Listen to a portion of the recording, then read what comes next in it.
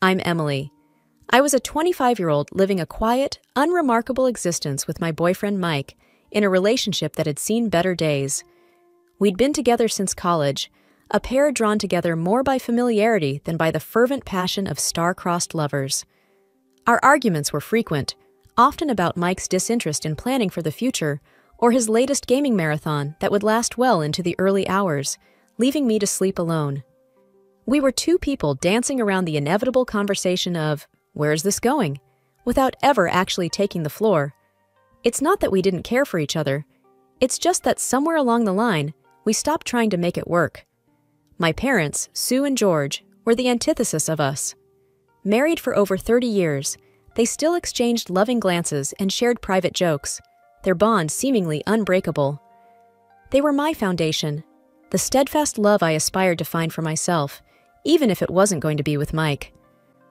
On the evening of the crash, I remember arguing with Mike over something as trivial as unsorted laundry.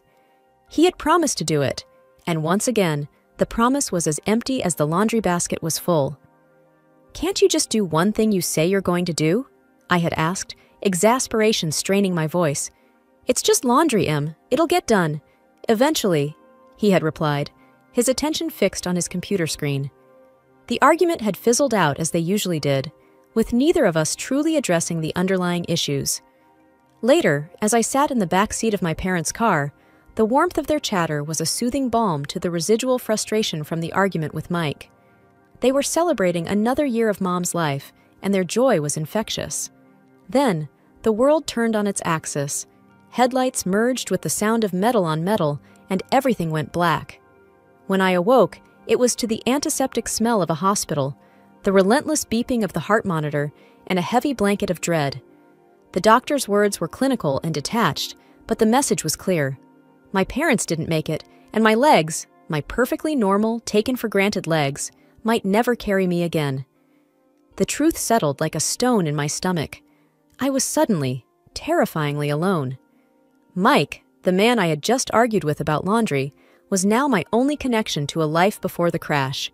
The life where my biggest worry was whether he'd sort the whites from the colors.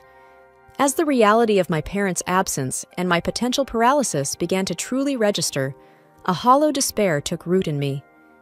The future, once a landscape of possibilities, now seemed like a barren field. The hospital room was a bubble where time moved both too quickly and not at all. After what seemed like an eternity of white walls and echoing silence, Mike walked in, his parents, Janet and Bob, a step behind him. The atmosphere was thick with a somberness that made my heart sink even lower, if that was possible. Mike pulled a chair up next to my bed and took my hand, his usual bravado absent. His parents stood by the door, a united front of awkward concern. "Hey, Em," Mike began, his voice a rough whisper. "I've been doing some thinking, a lot of thinking, actually." "Thinking?" I echoed, my voice dull. "About what?" "About us," he said, and his eyes met mine, filled with an emotion I couldn't quite place. All of this, it's made me see how short life can be. I wanted to say something, to ask what he meant, but the words seemed to stick in my throat. "I don't want to wait for the perfect moment anymore because it might never come," he continued, squeezing my hand. "What I'm trying to say is, will you marry me, Emily?" The question hung in the air, heavy and unexpected. It was the last thing I thought I'd hear, especially now. I searched his face for a sign of the impulsive Mike I knew, the one who acted first and thought later. But all I saw was earnestness. His mother, Janet, stepped forward, her hands clasped in front of her. "We want you to be a part of our family, Emily. We'll take care of you." "And it's not out of pity," Bob added quickly. "It's because we love you, and we want to support Mike in taking this step." I was stunned, my mind racing. This was a lifeline, unexpected, and maybe even a little reckless, but a lifeline nonetheless. I looked at Mike, really looked at him, and saw not just my sometimes immature boyfriend, but a man offering his support in the most uncertain time of my life. "Mike, My voice trailed off as I tried to gather my thoughts. "It's okay, Em. You don't have to decide right now. I just wanted you to know how I feel," he said, his thumb rubbing circles on the back of my hand. I thought about my parents, about the unwavering love and support they had always shown me. Wasn't this what they would have wanted? For me to be loved and cared for, no matter what? Mike, I don't know what the future holds for me, for us. But yes, I found myself saying, the words stronger than I felt. Yes, I'll marry you. A smile, the first genuine one I'd seen in days, spread across Mike's face. Janet let out a soft sob, covering her mouth with her hand, and even Bob's eyes glistened with unshed tears. Moving into my parents' house with Mike should have been a fresh start, a new chapter. The house was too big for just one person, and everywhere I looked, I saw memories of my parents. I thought having Mike with me would fill some of those empty spaces, but I was quickly learning that his presence was a reminder of what was missing, not a replacement. The first few days, he was attentive, always checking on me, making sure I had everything I needed within reach. But as days turned into weeks, the attentive husband act began to wear thin.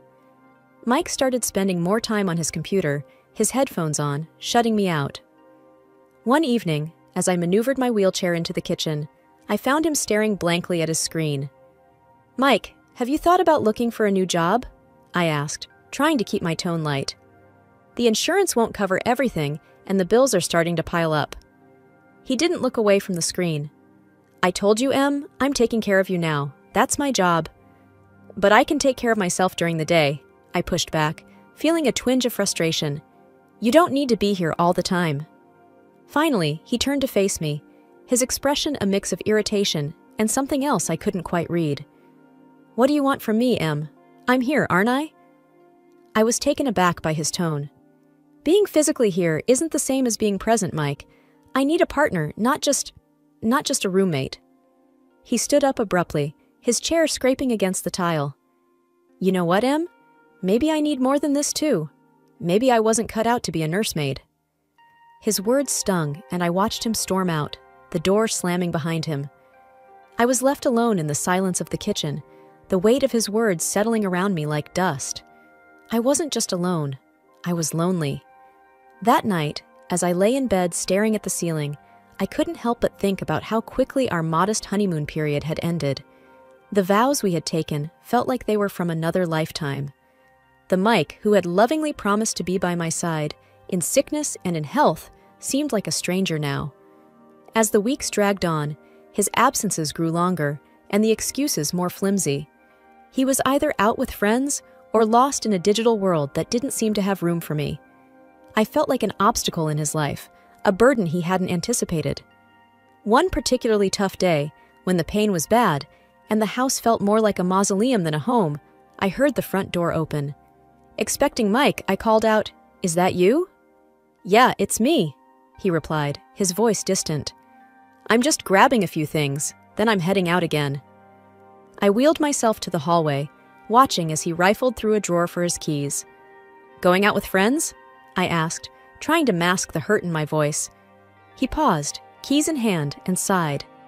"Em, I need some space, okay? It's not easy for me either, all this." I nodded, biting back tears. "I know.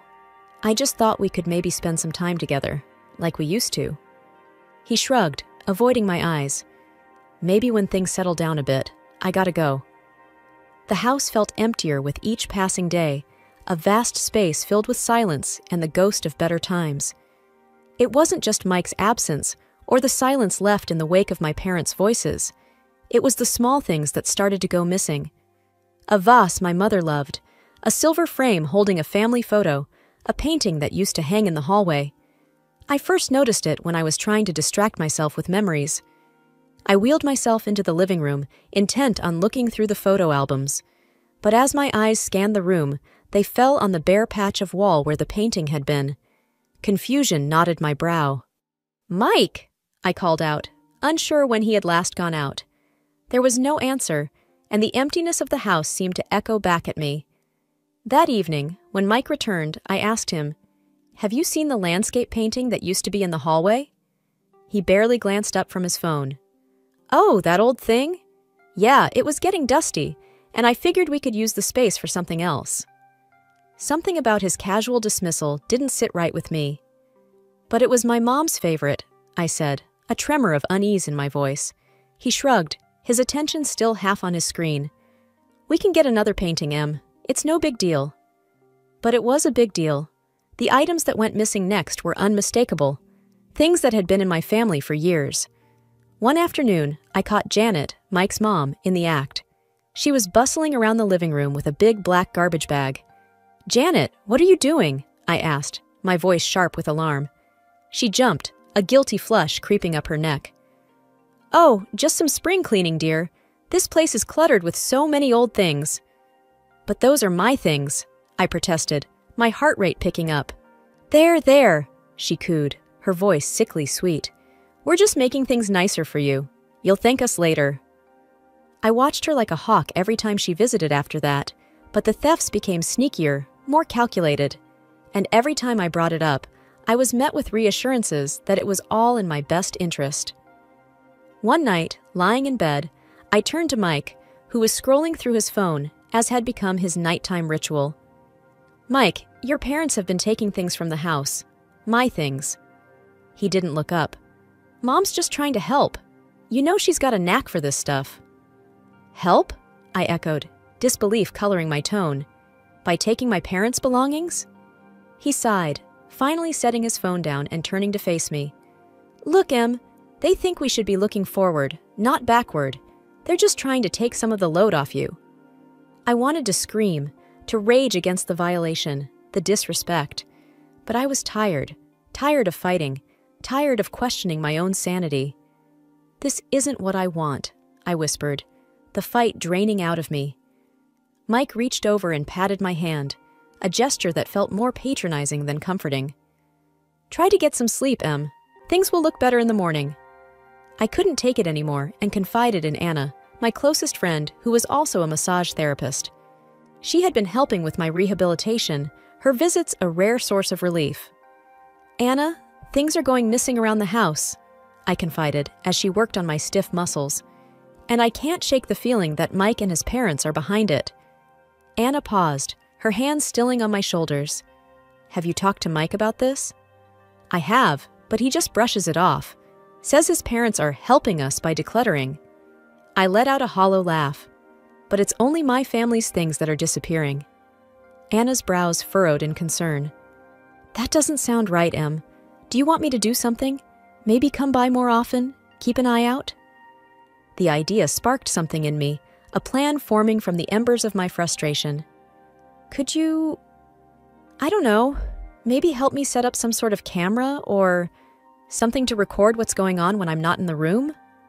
With a nod of determination, Anna agreed. "I'll bring something over tomorrow. We'll get to the bottom of this." True to her word, Anna came back the next day with some discreet recording devices, which she placed in strategic locations around the house. It felt like something out of a spy movie, and if I wasn't so desperate for the truth, I might have laughed at the absurdity of it all. A few days later, Anna returned with the recordings, and we sat down to listen. The voices of Mike and his parents filled the room, and the blood in my veins turned to ice as their scheme unfolded through their casual conversation. "And once we get her committed, the house and everything in it will be ours," Mike's voice said, clear and cold. "Yeah, the place will sell for a fortune, and all those antiques? Pure profit," his mother added, her tone greedy. "We just need to make sure Emily doesn't catch on before we have everything in place," his father chimed in. Tears streamed down my face as I listened to their betrayal. These people, who had promised to care for me, to be my family, were plotting against me. Anna reached over, her hand gripping mine tightly. "We have to do something, Em," she said, her voice laced with anger. I wiped my eyes, the sorrow quickly giving way to a steely resolve. "We will. I'm not going to let them get away with this." The morning after listening to the recordings, I tried to act normal, but every word they said, every smile they gave, felt like a lie. It was during breakfast when I noticed something was off. The usual noise of the city that drifted in through the open window was absent. I wheeled myself over to see what was happening, only to find that the ramps that allowed me access to the garden were gone. "Mike!" I called out, my voice laced with panic. "Where are the ramps?" He came into the room, feigning ignorance. The ramps? Oh, they were looking a bit worn. Thought they needed fixing. I stared at him, the man I thought I knew. And you didn't think to tell me? How am I supposed to get around? His gaze was evasive as he shrugged. I just thought you'd be safer inside for now. You know, until we get new ones. The room felt like it was spinning, and it wasn't from my injury. Safer? Or trapped? The words slipped out before I could stop them. He didn't respond, just turned and walked away, leaving me stewing in a mix of anger and helplessness. Later, when I asked Janet about it, she was syrupy sweet with false concern. We're just looking out for you, dear. We wouldn't want you to have an accident, she said, touching my shoulder with feigned tenderness. I pulled away from her touch, feeling the sting of their deceit. I didn't realize needing ramps qualified as a hazard, I replied, my voice steady though my insides were shaking. Janet's eyes hardened for a moment before she regained her composure. We're just trying to help, Emily. It's for the best. That night, as I lay in bed, the darkness felt oppressive. Mike was out again, probably drowning his guilt in cheap beer and cheaper thrills. I reached for my phone, the screen a small beacon in the dark, and dialed the number Anna had given me for emergencies. Anna, I whispered when she picked up. They've removed the ramps. I'm literally trapped in my own home. Her voice was firm, a lifeline in the tumultuous sea I was drowning in. Hang tight, Em. I'm going to make some calls. We're going to sort this out. Next day, I was in the kitchen when I heard the doorbell.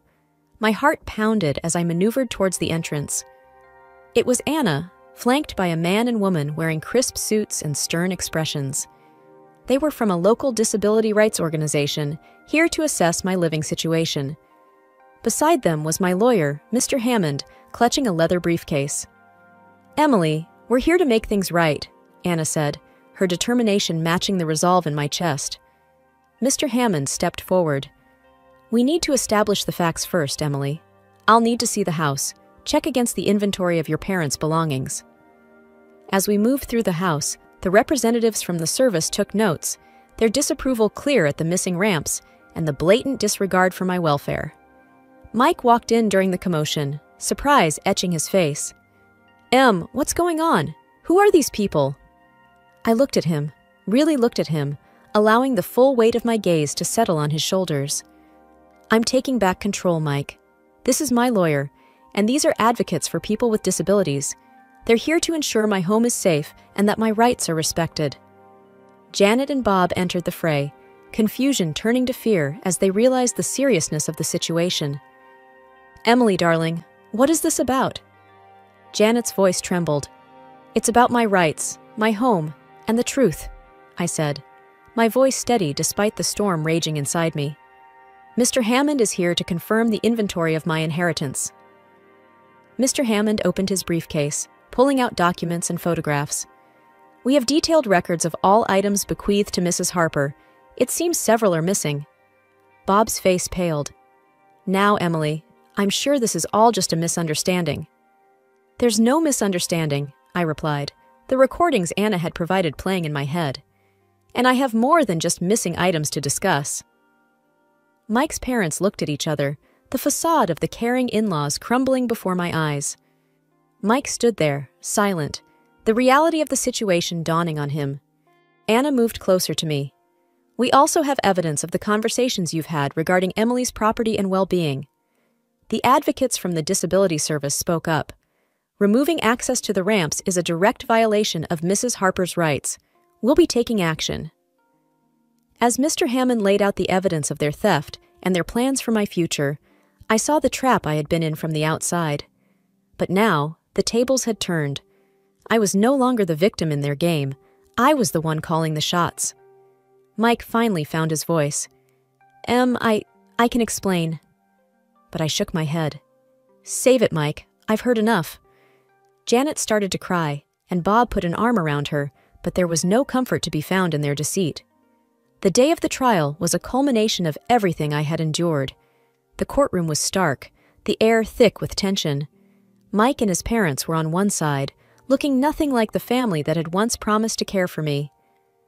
I was on the other, with Anna beside me and Mr. Hammond at the ready, with his briefcase of evidence.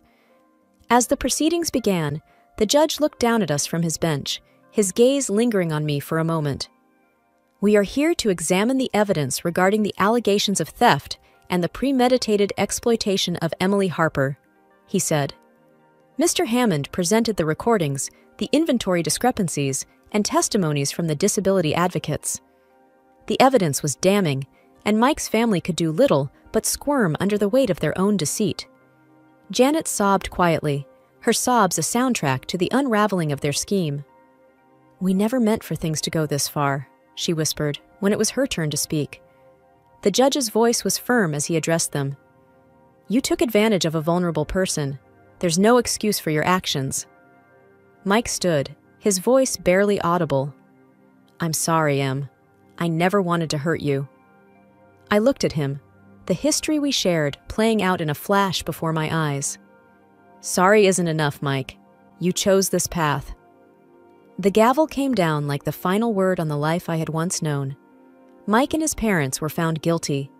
Reparations were ordered, and they were to have no further contact with me. With the help of Anna and a dedicated team, I started physical therapy. Each small movement was a victory, each step a testament to my resilience. My legs, once lifeless, began to tingle with new strength.